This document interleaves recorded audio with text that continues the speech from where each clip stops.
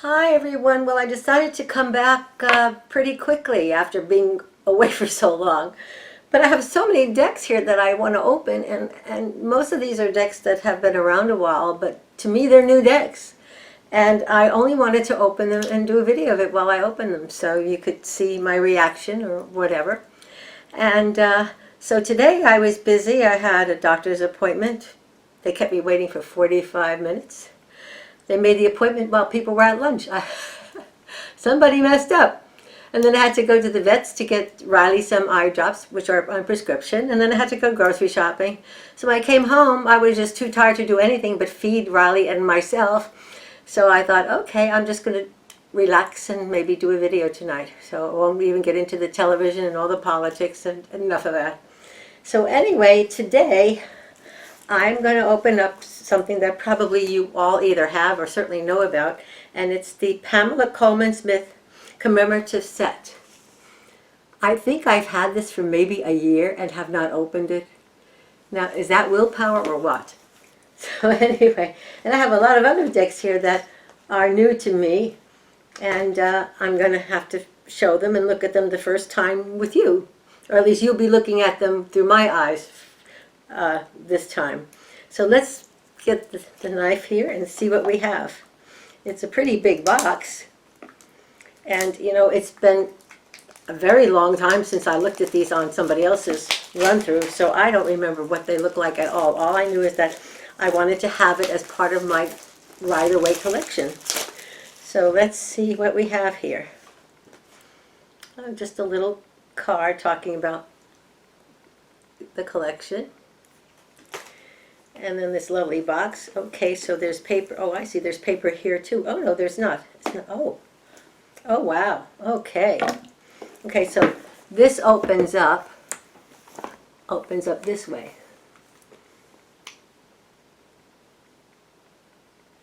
That's very nice.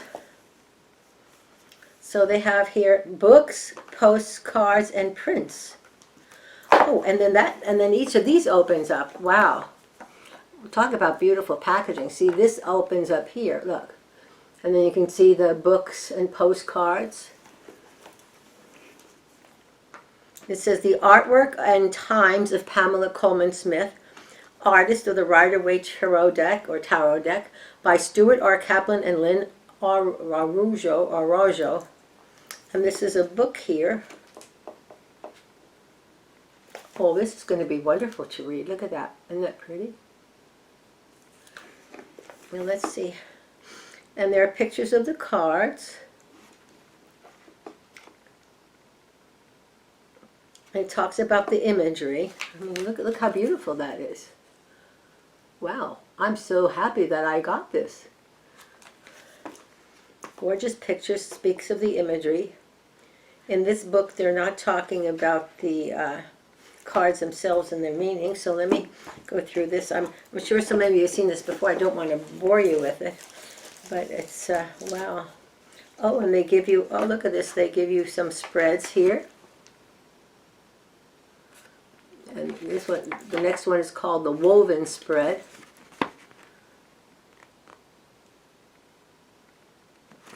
And then there's a relationship spread, a 3-card relationship spread, you, them, and the outcome. And then there's a 5-card love spread. Okay, so let me put these back the way they came out. And then underneath those, I'll do the pictorial, then there's a pictorial history, key to the tarot. And that's also beautifully wrapped in plastic. Wow, this is quite a set. Really. And here's the cover of that book. And you can see how thick this book is. Okay, in this they don't have pictures of the cards. They just have the names of the cards. And they describe what's occurring in the cards and what it means in a sense, but they're not telling you in terms of readership. Well, yeah, there is a message. Yeah, at the end of each description, like the moon or something, there's a message. like at the end of the moon, it says, "Peace, be still, and it may be that there shall come a calm upon the animal nature, while the abyss beneath shall cease from giving up a form." Okay. And yes, and then when they get into, like, here's the swords, where they actually give divinatory meanings, and they give reverse meanings. But they don't show you the pictures, but they do give you each of the cards. Yeah, and there's bibliography at the end. So this is going to be very good reading. So now let me see here. This was under there. I don't know which came first. And then there are these beautiful cards. Oh my goodness.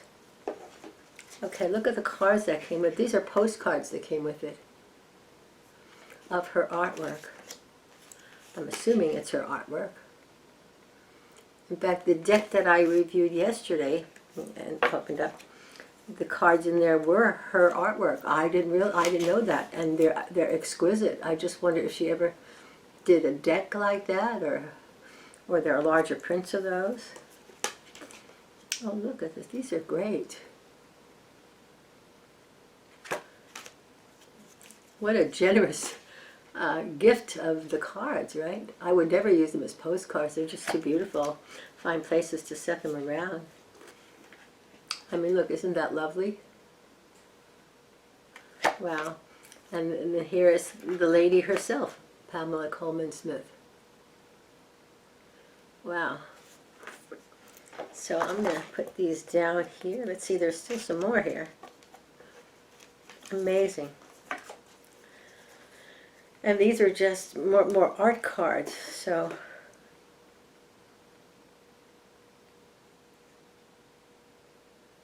I can't read this. It says, "You are," and I can't read that. Oh, "You are merry," I think it says. "You are merry, so am I." Ha ha. You are merry, and so am I. Ha ha. Okay, and then this is, I think, Ellen Terry, it says here. And this is another one. This is not signed, so I'm not sure what that is. But it may explain them elsewhere. And this is lovely. Well, it's obvious they certainly gave a lot of thought to putting out a quality centennial edition, that's for sure. So now let's look at the deck. So, okay, so we open up the box on that side. Wouldn't you love if every tarot deck was packaged so beautifully? Oh my goodness, this box is wonderful. So this is the Smith Waite Tarot Centennial. Oh, and they give you a little bag to put the deck in, which is lovely. Okay, I like that. I've got to get my thing out here. I better put these away with the book. It's going to be fun reading these books. Okay, so knife comes out again. Oh, I didn't know that these were the backs. I've seen other people use these cards, and I recognize it because they use the backs. I've seen these backs and other people using them. Okay. Now it's bringing back some memories of, that's why I bought this deck, because I love the backs. And I also wanted the Centennial edition. I thought it was going to be special, and it is. It's very special. Okay, so let's see what happens when we get this open. Okay. So the first card, let me get my knife put away. Okay. Okay. So there's just a first face card. Whoops. I fumble fingers today. They're waxy slippy, and I think I cleaned my hands before I started this. Okay, because I just washed my dinner dishes. Okay, so the cards are traditional Rider-Waite. So let's see how they. Okay, they're nice cards. These cards are a little thicker than the one I did yesterday, but they're not like overly thick. And they have a sheen to them, but they're not overly shiny, and they're not like really plasticky. So it'll be interesting to see how they riffle shuffle. So since everyone knows the Rider-Waite, I'll just try to go through them pretty quickly here.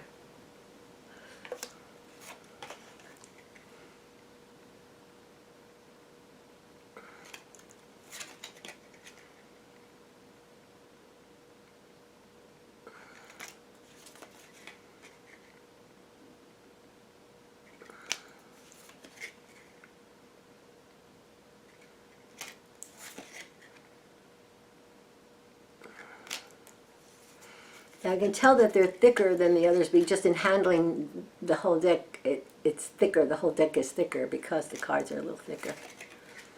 But they're substantial, but they're not so thick that they're undesirable. I'll know better when I shuffle them. I just love this original Hermit card. I think it's probably my favorite of all time. I mean, there's some beautiful Hermit cards out there, but somehow that first one is just beautiful.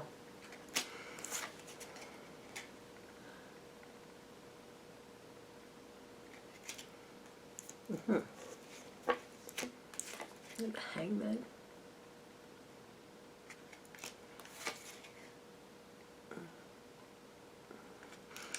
Yeah, I played with that deck last night that I reviewed, and I just found out today that I left one card behind when I was shuffling. When they fell down, I missed one, so I'll have to take it, reconsecrate the deck.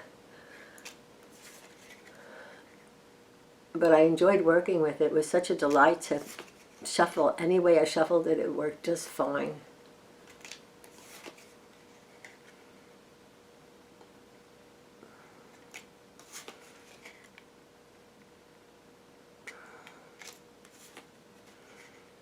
This original artwork from this deck is just so wonderful. And I kind of judge everything by it. I mean, I like when people do variations on the artwork, but they keep all the symbolism, you know, that's really wonderful to me. And as someone who's just a real beginner at this, I mean, I've been spending more time and money collecting than I have been in studying in this last year and a half or 2 years since I started collecting these, because I've just been so busy with other things. I just haven't had the time. And with health issues and everything else going on, you know, I just kept collecting these beautiful decks, saying I will be able to get to work with them all eventually. But now I'm realizing that the ones that I really want to work with are not that many. You know, there's some that I love to pick up and just look at because they're so beautiful. But when it comes to just working with decks, I go right through my classic Rider-Waite renditions. And I do like the Golden Tarot just because it's so beautiful. So periodically I pick that up and work with it. But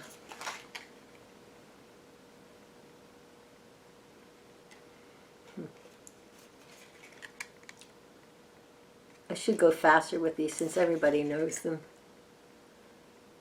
But I just wanted to get this whole box open so I could get to see it, because I just didn't remember anything about it. And now that I see the backs of the deck, I went, oh yeah, that's probably why I bought it, because I saw somebody else using it and I thought I loved it. And this Two of Swords is also one of my favorite artworks in the deck. Again, I always look for that in any deck that's a Rider-Waite clone. I like to see what did they do with the Two of Swords, what did they do with the Hermit.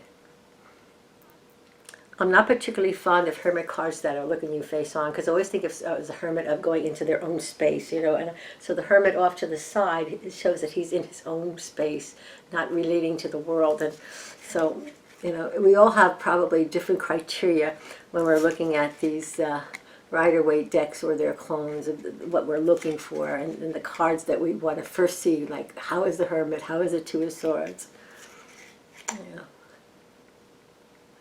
Yeah, how is the Strength card? How is the Death card? Yeah. I forget what deck it is recently that I got, and they made the Devil like a very sexy looking guy, and I thought, that's smart, because, you know, if the Devil showed up with some of the ogres that show up in some of the artwork, you say, okay, go away, you know. But somebody shows up looking pretty hot, you'd go, who are you? What do you want? What can I do for you? You know, it's like, oh. In fact, I can't even remember the name of that deck, but it's a very lovely deck that I got recently. And I don't know what it is, the poppies, I don't know. I'm going to have to spend more time with these decks. The minute the garden gets put to bed, I'm going to be focusing on everything in the house, including all my tarot things, my altars.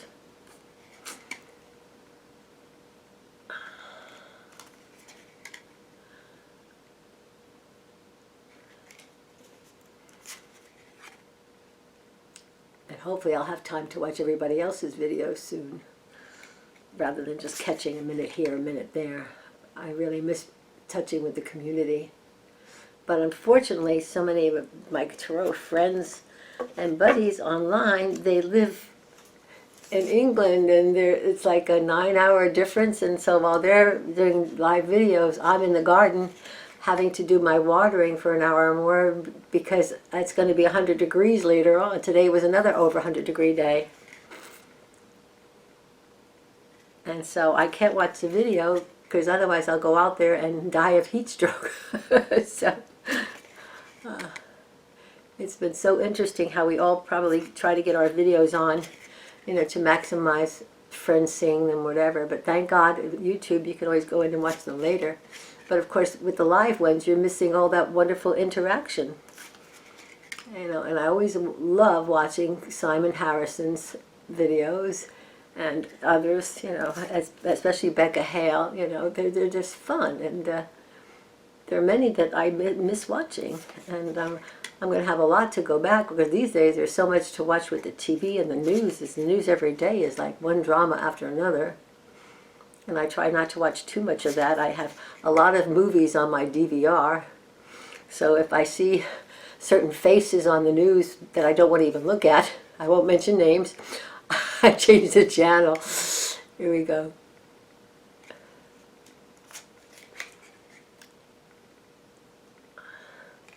And it's not that I'm judging, it's just that there's a certain energy I just don't want to let into my spirit, you know. It's they can have their choices, and that's fine. Everybody has free will. You know, as my teacher would say when he saw somebody being very dense, he said, well, they've chosen, what did he used to say? Something about their density, yeah. Their level, they've chosen their something of density. I wish I could remember the exact words, but it was brilliant. I just can't remember it right now. I mean, at my age, I go in the kitchen and I stand there and say, okay, I know I came in here for something. What did I come in here for? You know, I was telling that to a friend's relative the other day, and he's only in his 60s. He said, hey, I do that, and I'm only 60. So I said, well, that's making me feel better. Okay. Oh, I know what he said, my teacher said. He said, yeah, they are in their preferred density. That's it. That's a nice way of putting it. So they're in their preferred density. That's the choice they're making. Of course, they forget that there are karmic debts that have to be paid for all that density. You know, it's like going to college and you don't do your homework and you don't turn in your papers, and guess what? You either get a fail grade and have to repeat it, or you don't get the degree, or. Yeah. And spirituality is no different. You're not judged with it, but you came, you signed a contract to come here and do certain things a certain way, and if you don't do it, you didn't keep up the contract. No one's punishing you. The karmic thing is the karmic debt you have, because you have to pay that debt. You owe that. You didn't fulfill your contract. And those karmic debts can get pretty hard. And it's by choice. Nobody throws you down in here. You choose to come back, because nobody wants to stagnate. Everybody wants their spiritual growth to be an ongoing thing. And then you pass over and you have your life review and go, whoops. Uh-oh. Oh. And the worst part of the life review is, because nobody judges you, from what I understand, is that you judge yourself. And you get to feel everything you've made everybody else feel. And not only that, but any action you took that hurt somebody, that caused them to then turn around and hurt somebody else, you're responsible for setting them up to then go and commit other acts that would hurt somebody, and you get to feel all that.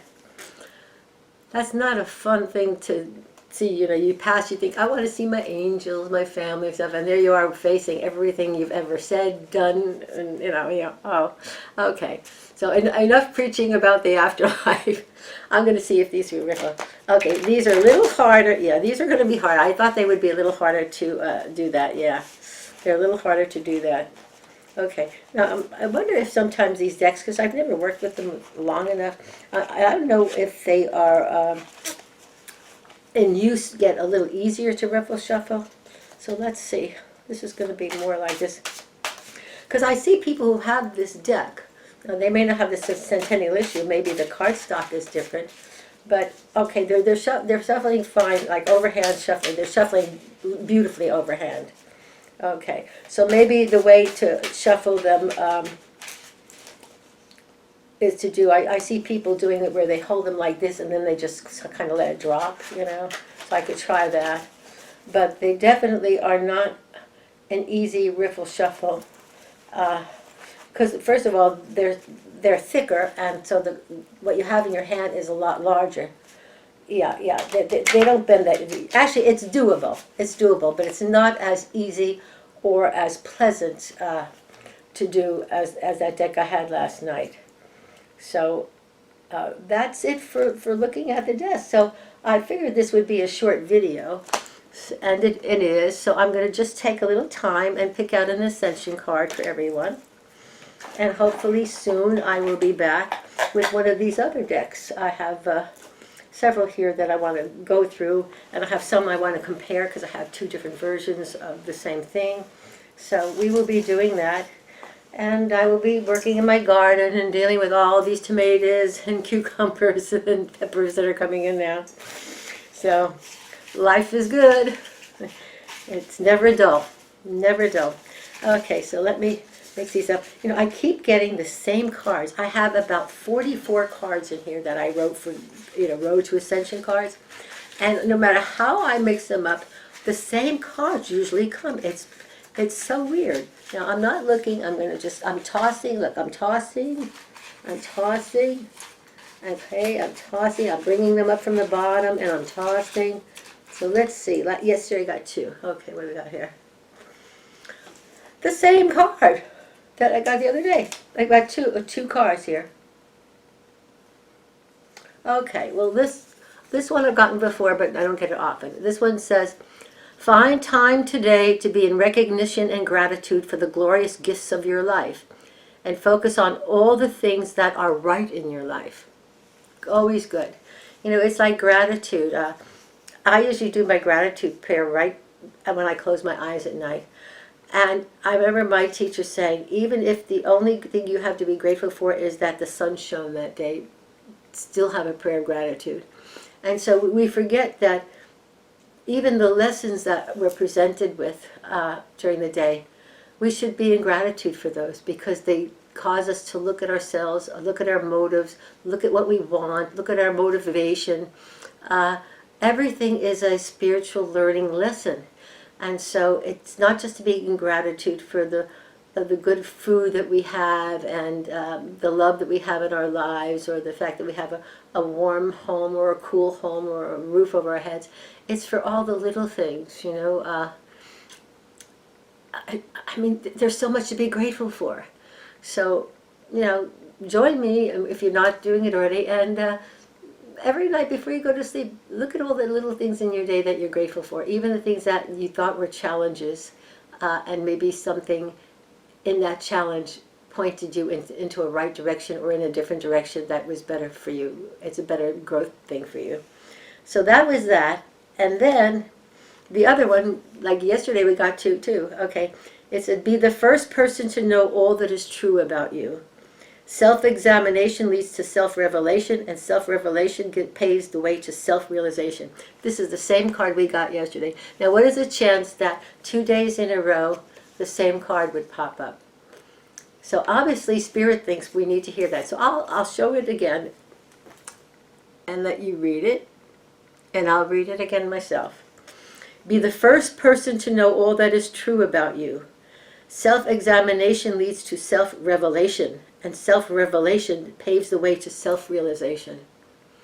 So know who you are, all your flaws, all your little traits. Maybe that might be loving or cute or irritating, but look at everything about you and don't judge it. Just realize that you're one of the beautiful flowers in God's garden, and thank God that we are all unique, which is wonderful. Can you imagine if we were all like programmed robots who all looked alike, walked alike, talked alike? I mean, the diversity of divinity is amazing. So, don't be afraid to look at who you are and to honor who you are and all that you are. And if you don't like something about yourself, then be willing to try to change it. But don't judge yourself. Just realize that, you can always go from the step you're in now to another step. I think the biggest thing in spirituality is to not push yourself too much. Because if you want to climb higher on the ladder of ascension and you take too many steps too high up and the air is too rarefied for where you are at your particular time, you're going to get discouraged and you're going to want to step down those steps and maybe not want to go up again. So only go as high in pushing yourself for change or looking at yourself to where you're comfortable with it. Because then you'll be willing to go to the next step easier. But don't take on so much and be so impatient and so hard on yourself. Just love where you are and say, yeah, I think I can work on that for a while. Oh yeah, I think I can maybe improve on that area. But mainly remember the joy in the day and look for the joy and honor the joy and be grateful for it. So that's it for my little talk at the end of the little short video. I hope to see you very soon. I'm enjoying being back. So take care, everybody. I love you so much. Namaste.